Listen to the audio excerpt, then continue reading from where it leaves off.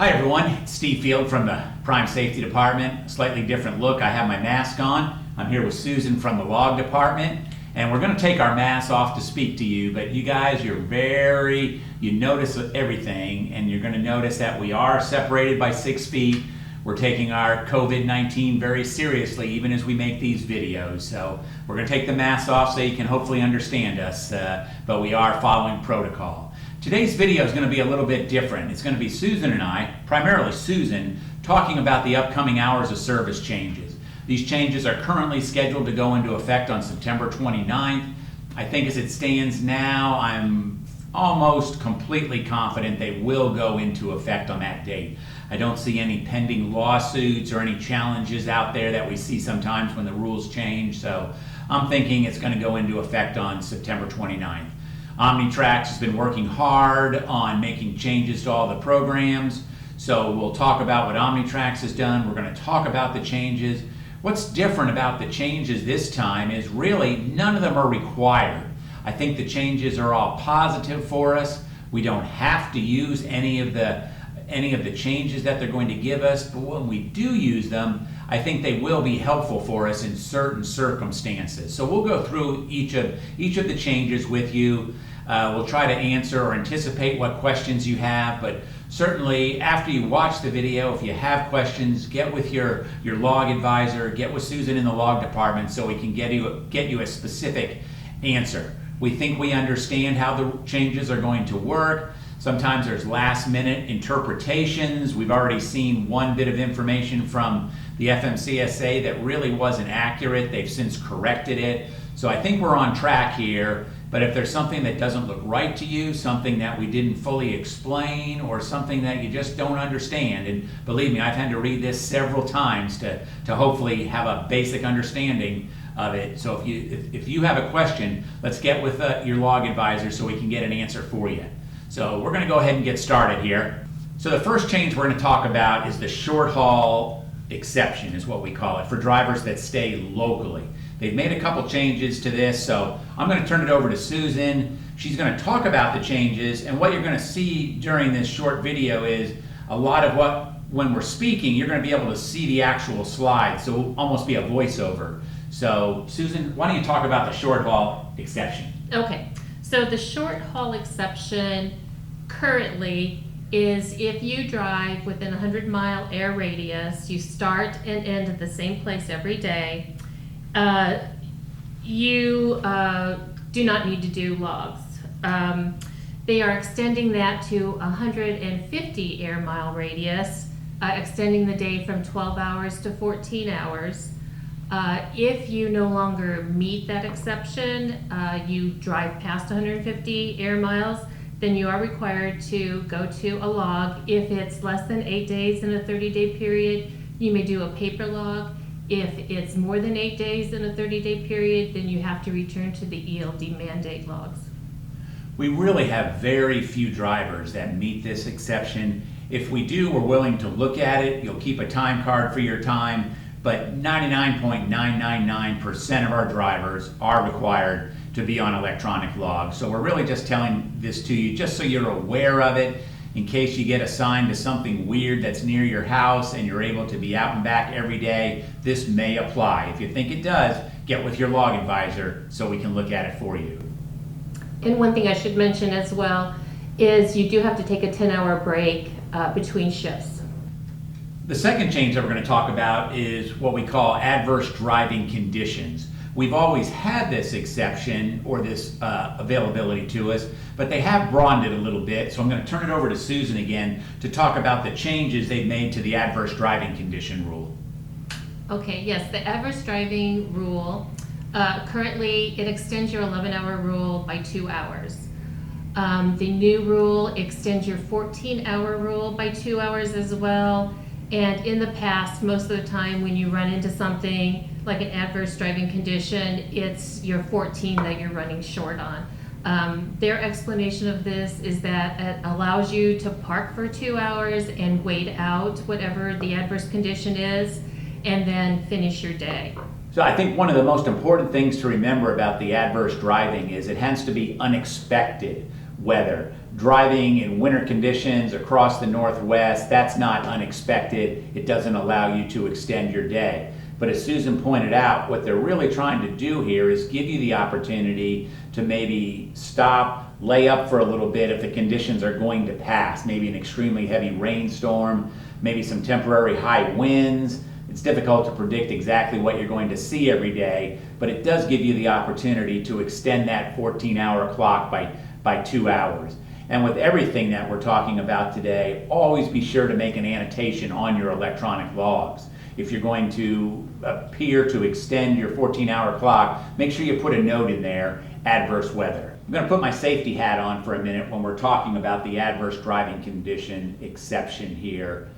Please, we have come too far to start having accidents in bad weather, in winter driving. You guys did fantastic last winter. It was our best winter ever. And I think one of the big reasons for it was you made the tough choices to shut down when the weather was bad. You know, this is from my heart, this is from Robert Lowe, that if you don't feel the conditions are safe, please find a safe place to park, contact your fleet manager so he can get with sales and let the customer know. I don't want you to take this adverse driving exception to think that it's okay, I guess I need to keep driving when the weather's bad. Nothing has changed about giving you total control over when you shut the truck down. Everybody has different experience levels out there, different comfort levels. If you feel it's unsafe, or you feel 20 miles up the road is going to be unsafe, that's even better. That's the time to go ahead and shut down and let your fleet manager know. This adverse weather driving exception, we can use it when it's appropriate, but please don't use it or don't think of it as us trying to twist your arm into driving when the weather's bad. That is your decision to make. And I just wanted to make sure that was clear. The next change, and I think this is probably the biggest one that we've talked about so far, it's a change to the 30-minute break. We've had that requirement now for several years. Probably time gets away from me, but probably 5-7 years we've had that requirement to take a 30-minute break.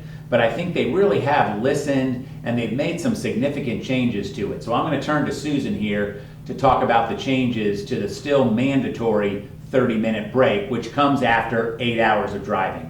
Susan? Okay, so currently the 30-minute rest break applies to the on-duty time. As soon as you start your day, that 8-hour rest break clock is running and you have to take a 30-minute rest break.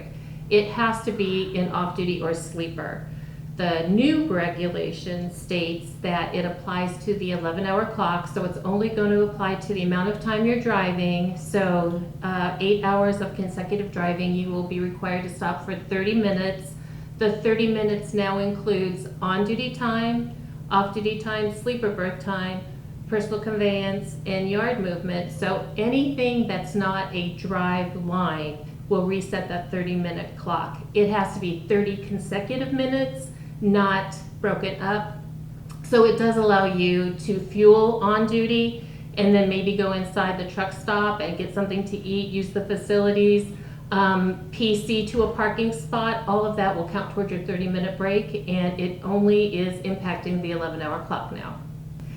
Remember, you still have to log your on-duty time. So if you're at a customer checking in, please remember to log the on-duty time for that. It will count towards your 30-minute break.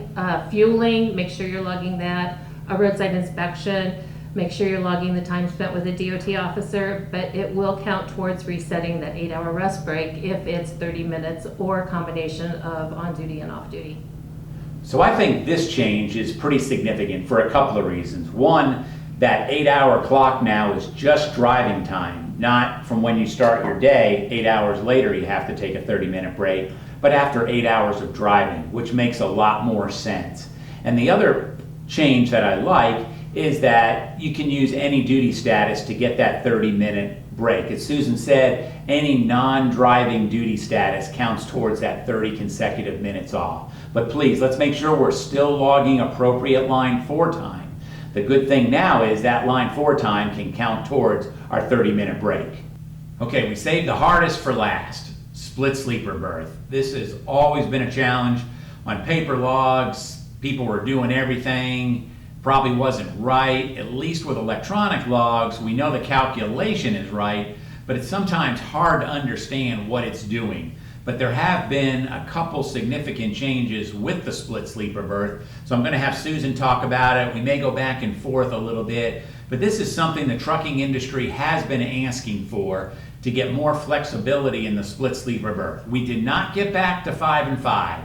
We didn't get there, but at least we got to 7 and 3. So that's a little different. And also, neither of the breaks will count towards your 14-hour clock. That's a little different than the old rule where the shorter break would still count against your 14-hour clock.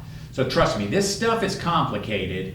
The Omnitrax, the Qualcomm, it does calculate it for you. And they're going to try to make some changes in the program where it can kind of project for you what's going on with the split sleeper berth. So Susan and I are going to talk about it, but I think if you're going to have questions or confusion, this is where it's going to be. But we're going to do our best to explain it. So Susan, go ahead. Okay. So right now we have the 8 and 2 split break. 8 has to be in the sleeper berth. The other break has to be a minimum of 2 hours. The new regulation states that in addition to that, you can also split with a 7-hour sleeper berth break. The rule is the sleeper berth break has to be a minimum of 7, and the other break has to be a minimum of 2 hours, but they have to total 10 when added together. So in other words, if you take a 7-hour sleeper berth break, your other break would have to be 3. If you took a 7.5-hour sleeper berth break, your other break would have to be 2.5. If you took an 8.5-hour sleeper berth break, your other break still has to be 2 hours because the rule states the smaller break has to be at least 2. So the sleeper berth break, a minimum of 7, the other break, a minimum of 2, but added together, they both have to equal 10. So, like the current rule, that big break, in this case the one that's at least 7, has to be in the sleeper berth. You take that off duty, it's not going to work, correct? Correct. If you go to PC or off duty, that interrupts that 7 hours of consecutive sleeper berth and it will not work. And the short break, that can be, it could be off duty, it could be sleeper berth, I guess it could be PC as well. It could be PC as well. As long as when it's all said and done, it's number 1, at least 2 hours, and number 2, when you add that to the sleeper berth, you get at least 10 total hours between the 2 breaks. That is correct. And the important part is neither of those qualifying breaks counts against your 14 now. So before the 2-hour break always counted against your 14, now it does not. Omnitrax has put in their release notes that there will be a pair with sleeper box to check in the status tab where you'll basically let it know that you're setting yourself up for an 8 and 2 or 7 and 3 split, and it's going to have what they refer to as an optimistic clock that will let you know when you need to stop for the second part of the break. So the way I take it, that little box to check is, for example, if you get stopped at a roadside inspection, you could technically be over your hours, but with your intent is to split it, which is going to bring you back into compliance. Correct, and that will be there for the officer to see that that's what your intention is. Pretty complicated, the split sleeper berth. It is complicated. That's probably one of the biggest questions that we get on a daily basis is, can I do an 8-hour sleeper berth break? Why didn't I get it? And there's something else we maybe should talk about now too, is they've already started to download the firmware upgrade to the MCP 200s, and we've run into a little situation where, because this is a future thing going into effect on September 29th, it in some instances is not pairing the 8 and the 2 together on MCP 200s who have received the firmware upgrade. If that is the case, please contact us. We do have an open case with Omnitrax. They're diligently working on getting this resolved. But in the meantime, you know, we can assist you to make sure that if you do get pulled into a weigh station, that you've got the correct information to let the officer know that it is a firmware issue with Omnitrax that they are working on to correct. So in a nutshell, those are the changes that are going to take effect this September 29th. It's going to take all of us working together. Susan and her crew have been going through the rules, making sure they understand them.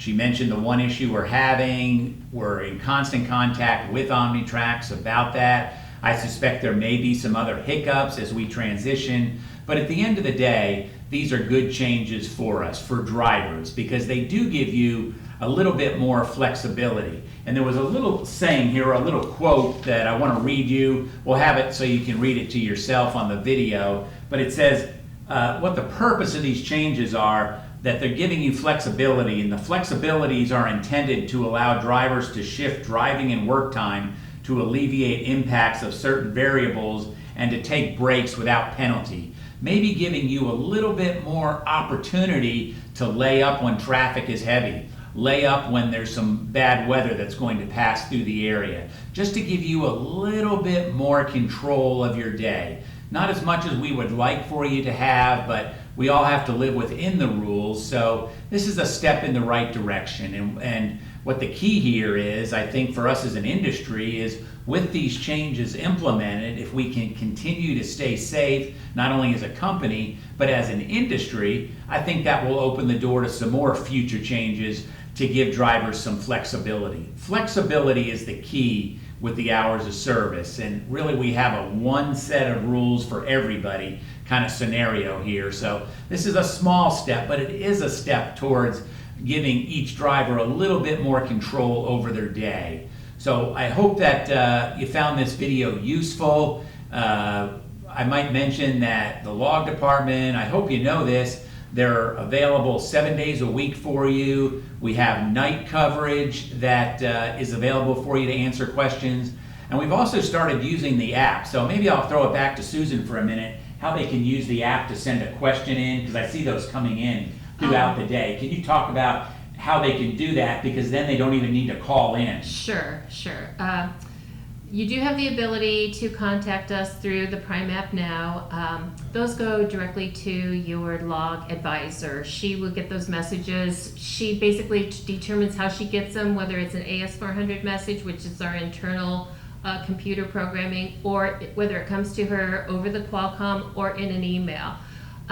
We have set it up so at 5 o'clock when night coverage takes over, those messages come to department logs. So basically anybody who's logged into the computer will see any log request or question that comes in through the Prime app. The same with the weekends. At 5 o'clock on Friday, those messages come to the entire department, so whoever's working that day can address those issues as they come through, because maybe your log advisor has the day off or is not covering on a weekend or at night. But we did set it up so we can address those if she's here or not.